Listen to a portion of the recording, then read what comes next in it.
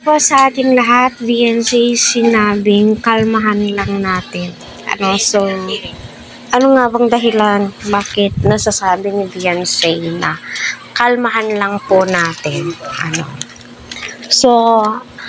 Alam nyo, no, totoo naman po na kailangan po natin kumalma, mag-isip, mag-inhale, exhale.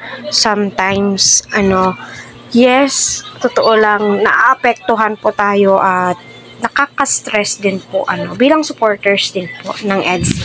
Minsan may stress ka at masasabing, sana nga kaya yung mga viewers ng EDSI, tila'y naglaho bigla. At shout out po, sa mga hindi makaantay ng 24 hours bago mag-upload. Hello, mahiya naman po tayo kila Kalingap Prab. Antayin po natin, bago po tayo kumuha ng short feeds kasi nakaka-apekto po to ng views ng EDSI. Naapektuhan po yun kasi napapanood na po sa inyo. Hindi naman po sa nagmamagaling, ako rin po na ay nakikiusap bilang supporters po ng EDSI, 'di ba? Kasi although di naman po mababa yung views nila Beyonce, nasa average po hindi kagaya nung nakaraang araw is kita po natin ilang araw, 2 days na is umaabot na ng 500,000. 525 something ata yun, 2 days, part 33.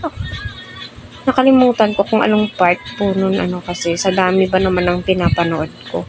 Pero okay lang po yan, kalmahan lang po natin, basta tuloy-tuloy lang po tayo sa pagmamaraton at isalin yun din po ako doon.